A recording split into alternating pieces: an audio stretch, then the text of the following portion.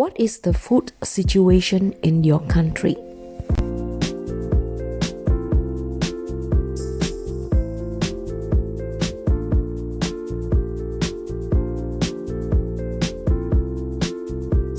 In this video, I'll show you what I buy for groceries during crisis and how should you protect yourself when going out grocery shoppings, and how to DIY your sanitizer wipes.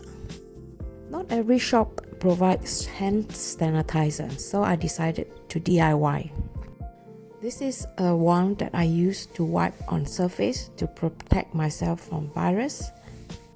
I got this from a friend who worked in the restaurant. If you have some old wipes tissue that are drying out, this is what you can do. These wipes can be used to wipe on trolleys, handles, or baskets.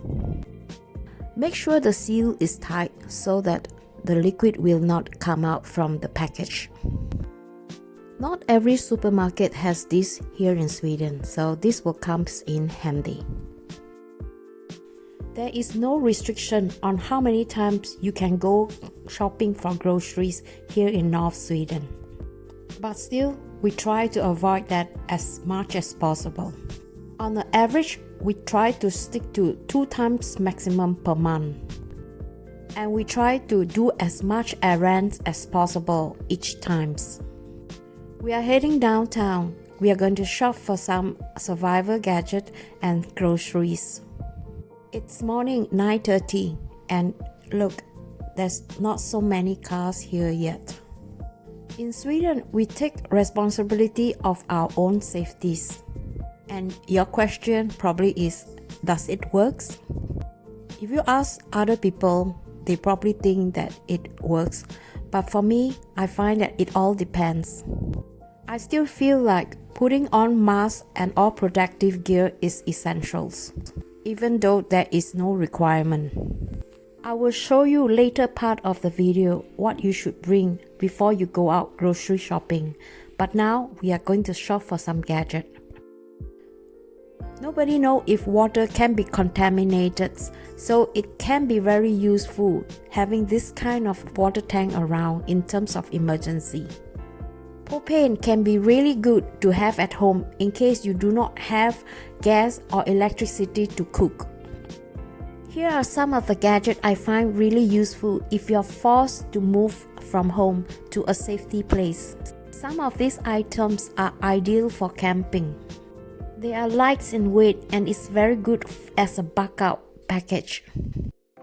In terms of pricing, I find that in Sweden, this kind of survival gadget is much affordable compared to many other countries like Southeast Asia, for example. A lot of these items are really useful, but I really have to be careful with my spending. Don't worry, these are just air guns. These guns are used as a toys. Only hunters with license can own gun here in Sweden.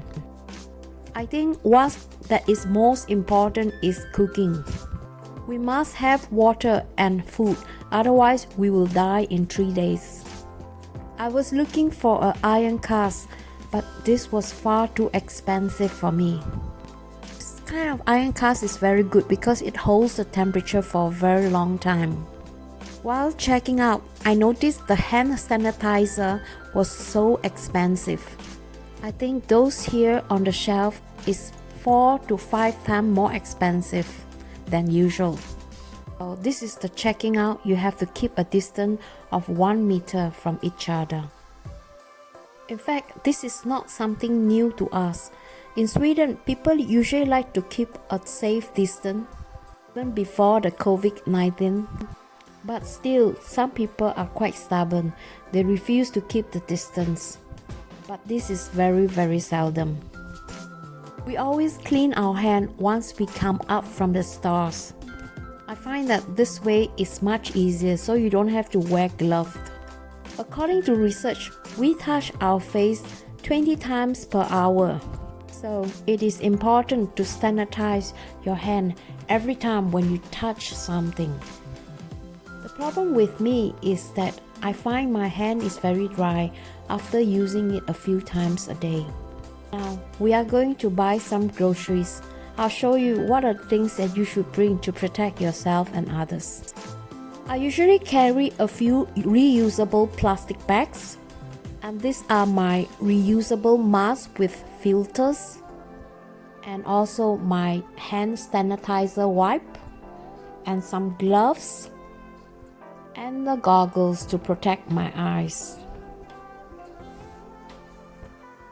I wipe my trolley carefully before I use it and dispose the wipes immediately after each use. Great! These shops provide disposable glove and hand sanitizer. I only pray that everybody would use this so that we will not have contaminated food in the supermarket. Shelf checkout system is really useful in this case, so you don't have to stand in the queue. As I was shopping, out of my surprise, I noticed the price of the meat hasn't really gone up a lot. We are really grateful that we have quite a lot of local farmers that can still supply us all this food. I think the price of fresh food like meats and vegetables will definitely go up. So it is wise to buy them now when it's still affordable. We have a lot of imported fruits too. I'm quite convinced that the price of the fruits will sure to go up. However, the price of tomatoes and cucumbers are quite stable because we have a lot of local farmers that are able to supply us on that. We just have to cross our finger that they will not be sick.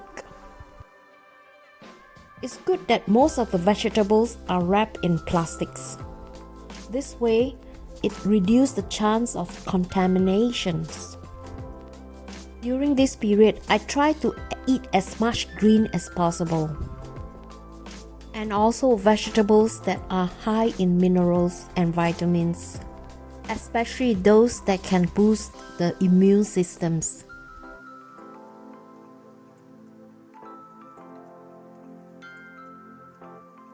We have quite a few of chicken farm here in Sweden, so I'm not so worried that it will be a shortage.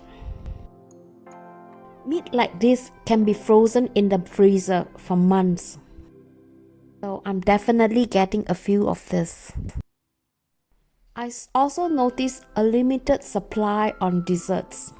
And I asked the sales staff and they told me that there has been some dispute on the distribution on the way from Germany to Sweden. So I better get a few of this before it is gone.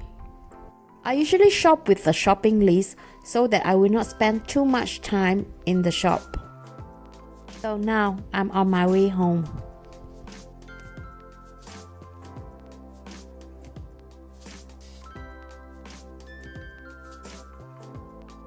So here are the stuffs that I bought today. Hopefully it will last me for at least 2 to 3 weeks. I think having a variety is very important. For me, I like to buy a few different types of noodles. Like many countries, Sweden are also quite dependent on imported food. I think it is important to buy food that you will definitely eat. I enjoy testing different types of new products. With that in mind, I feel like I'm more motivated and excited to cook during these depressions. One thing that I find very useful is some freezing bags. This is essential because a lot of our food will go in the freezer. Vegetables will take a lot of space, but not herbs. Since my refrigerator space is so precious, I try not to buy products that are too big and bulky. And if they are bulky, I try to finish eating them as soon as possible. I try to buy vegetables that do not require refrigerating. Like pak choy, for example, you can actually soak them in water, so it could last for a few days without refrigerator. Do you know that some fruits and vegetables actually taste better without refrigerating, especially the tomatoes? To keep asparagus longer, just soak them in water and keep them in the refrigerator. And carrots too, you just need to have a cold place and it can be kept for weeks. I think price like herbs and some chicken stocks will be pricey in the near future. So make sure you stock up on that. I think this depression will affect the way we eat. And we need to change our diet in order to synchronize the situations. I'm quite surprised to find this really good and cheap skincare product in the supermarket. Sweden import a lot of coffee and chocolate, and I think the price will definitely go up. If there's no more fruit, I have my fruit cocktails. I prefer to eat chicken and fish compared to red meat. Now, I need to clear a lot of things from my freezer in order to fill this with meat. And don't forget, snacking is important too. Would you like to guess how much does all this product cost? Let me know in the comment and let's see who guessed correctly.